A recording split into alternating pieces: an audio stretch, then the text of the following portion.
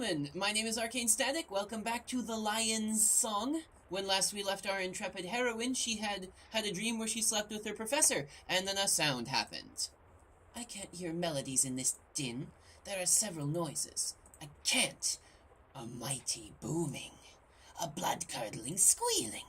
A relentless creaking. Those noises are still too distracting.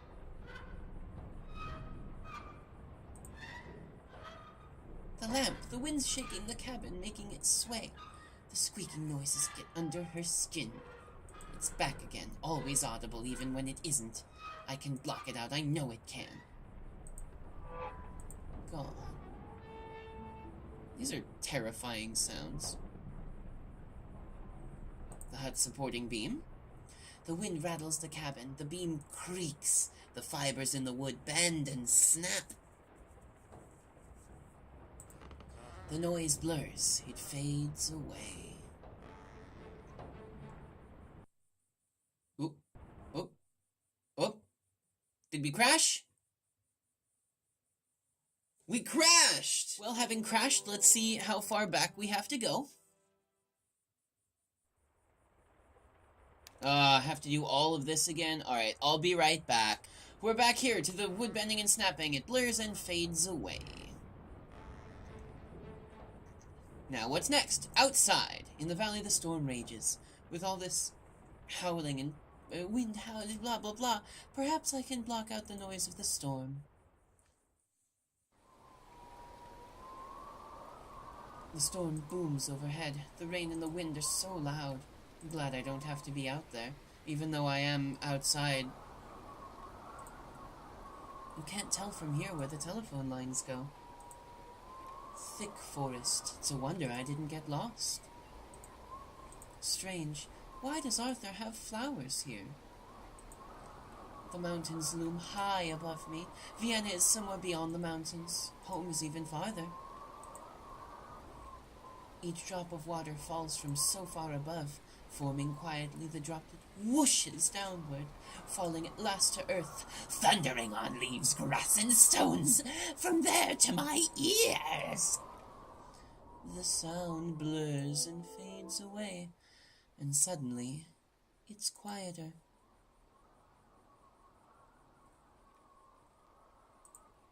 Clouds still royal in the sky. Doesn't look as if the storm will be over anytime soon. Well, let's go back inside and write your stupid music then. 'Cause you gotta do that. Finally, I can start writing. God damn it! Ignore the call and block out the ringing. Not now, Liz. Sorry, I'm busy. I have to write this thing.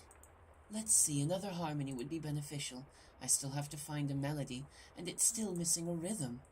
I can still write a few variations.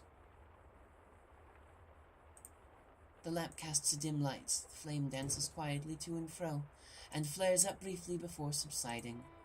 My old violin. Blah, blah, blah. Okay, we've done that. Cabinet door, locked. Drawer, still empty. Still locked.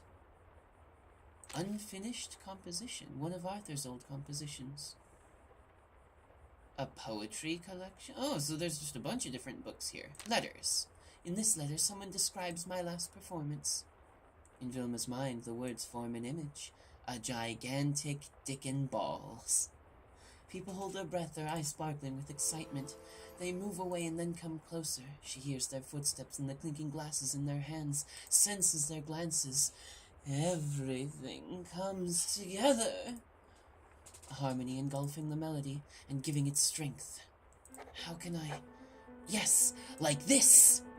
And then she writes down just a picture of a dick and balls. Unfinished composition, music sheets. I still have enough paper, but soon it will all be used up. Arthur's book. Arthur writes here about a phenomenon he calls tonal diversity, by building certain relationships between the notes, between a teacher and a student, between a... Oh, we can't get that far. The same note can suddenly sound quite different when heard again. Contrast to just looking at it differently. It seems as if Arthur is talking to her directly. His writing is so clear, so similar to the way he speaks. It's as though he's projecting his words directly into her mind like the dark magician sorcerer he is. He pauses not once, but many times. He turns to her and smiles. "Drop that beat, yo!" Wilma focuses on his unintention. Every time he pauses, it's deliberate. The moment is charged with emotion. And then he turns to her. There, she sees the pattern that she starts writing. She is writing the sickest beat to drop in the city of Vienna. Oh, she's tired again. You didn't eat anything today. Oh, are we gonna bone the teacher again? We gonna bone the teacher again? No, we're in a well. It's cold. Why are we in a well? Am I the girl from The Grudge? Or The Ring, rather?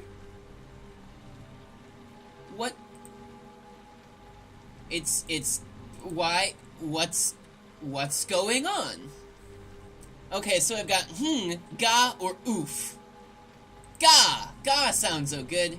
I can't move. I'm paralyzed, because it's a dream. There's water, there's stones, and there's the opening. Water.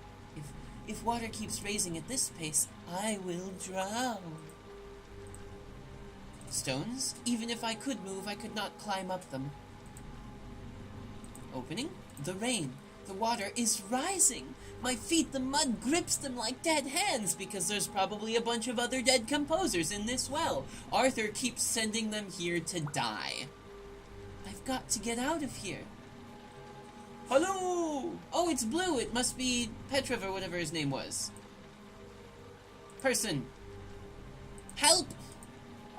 Is anyone down there? Yes, I am. The rain is too loud. I can't hear you. So just get me out then. You see that I'm in a well and the water is rising. There doesn't need to be a lot of communication here. If you were a reasonable human being, you just go, hang on, I'll get you a rope, and then you throw a rope down to bring them back up so that they don't drown. Get me out of here. Can you climb up? No. My feet are stuck in the mud. How did you get down there? I can't remember, but I'm definitely gonna drown. A difficult problem? Get a rope! It's a well! There has to be rope nearby. The stones are slippery. I don't want to fall in. Wait here, Wilma. I'll try and get help. How do you know my name? 'Cause it's the phone guy. I can't hear you. I'll try to find help. Leos? It was Leos. It's totally Leos. The text was the same color. Of course it was Leos. What do you expect? The storm has gotten worse. But oh, this is terrible. Day 3, just a dream. This is all too much. I haven't eaten anything. No, I have to finish the piece. I owe it to everyone. The melody, it's right on the tip of my brain. Brains don't have tips. Wilma, I'm sorry. Huh. Another noise. Tick. What was that? It's a clock. Not something else.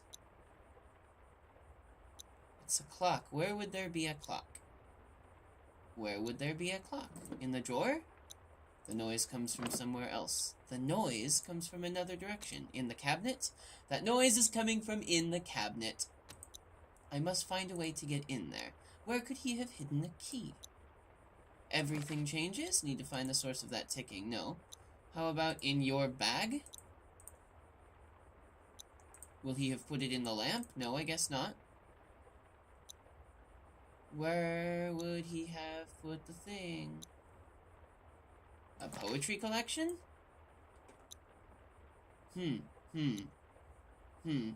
Over here in the nothing? No, there's nothing over in the nothing. There's nothing in the lamp. We've checked. There's definitely not in my violin. This drawer was empty. That drawer was locked. My bag was empty. Telephone? Need to find the source of that ticking! Pen, composition, ticking noise won't let me focus on the... Okay, so... Letters? Nope. Unfinished composition? Another noise. Nope. Music sheets. One sheet of paper left. Tonal diversity. Okay, so he hasn't hidden the keys in anything. I'll go outside and see if he's randomly hidden the key to his inside cabinet out here. Is it in the flowers? Why did Arthur leave flowers on the... What? What? I searched those before. How did you not see that there was a key there last time? Granted, there wasn't a watch ticking in the thing last time either, so... My guess is that Arthur is coming in and, like, messing with you. Pocket watch! That's the thing! I'm gonna stomp on it. The ticks of the old watch shatter in her imagination. The fragments dissolve and gradually fade into silence. I wish I was as zen as her. You've done this before. Sketches. Okay. Many facets of the same person. That was weird. A melody formed of multiple facets. Is that how we're doing it now? We're looking at these weird, anatomically incorrect sketches. A worn letter. Arthur must have had a reason to lock this letter away. Definitely gonna read it. My beloved Arthur, I can hardly wait to see you again. The memory of your last visit still hangs in the air, like a note that, after the orchestra has already finished, lingers on. It fills me with dreams, feelings, and longings for you. Gonna keep reading. Sometimes I want to get away from Vienna. All the sausages drive me nuts. I want to travel with you across Europe and farther. With every year one senses what was fine in this city, what was worthwhile and grand, now ebbing away like that. Dick! His voice hurts my face. The voices all sound the same these days, just echoes from better times long past. Vienna is losing itself, but the city, its people, they don't care. They see to it that things keep on as they are, instead of doing something about it. What is this letter? Is this like a suicide note? I hear Berlin is the future, full of beauty and hope. Let's go there sometime. Please tell me soon. Yours, Gret. Another one? Arthur. You bastard! A love letter from someone called Gret. I don't need anything from my bag. Not food. You need food. You should eat food. Food is important. Pocket watch. An old pocket watch. Let's see. Composition is developing well. There are already several great passages, but still a lot to write. Telephone. I have no reason to make a phone call now. What if I want to call Leos? Close the cabinet door. Can we do anything with the violin? Guess not. Let's go back outside and see what's going on. Hopefully there's going to be some sort of terrifying monster or whatever. Poles. Forest? Something shimmers between the trees. Does it now? You have to look very closely to see it, but you can tell that it is there. It is a gigantic... You can't see a melody! Melody is a sound! Sound is invisible! Well, I got a melody. Let's go and throw it onto the paper. And click. Let's see. The composition is developing. Several great passages. So write the damn thing. Okay, fine. We'll go back outside and see what else I can glean from being able to see sound. Do I have synesthesia? Is that the thing? Odd.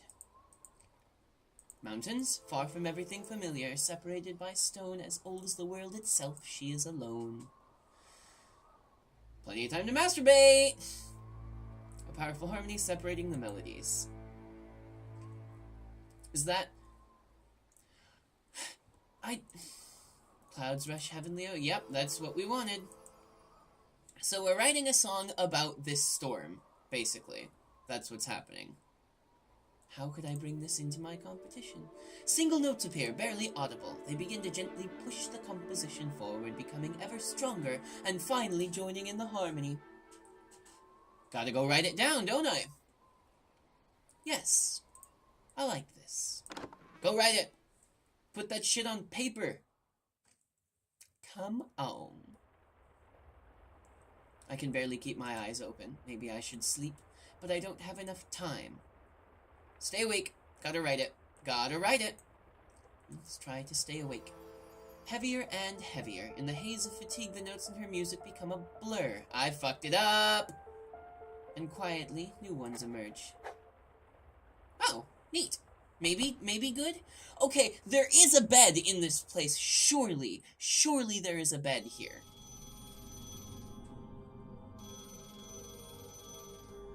Am I still in the well? Did I drown? What? Wonder what that was. Let's find out next time on the next episode of The Lion's Song. Thank you guys for watching. I hope that you've enjoyed it. If you enjoyed this video, please remember to like, share, and subscribe if you haven't already done so. You can also follow my Facebook and Twitter down in the description box. And if you feel like you want to do so, you can throw some support my direction via means of the Patreon link that's there as well. Thank you very much for watching, and I'll see you next time.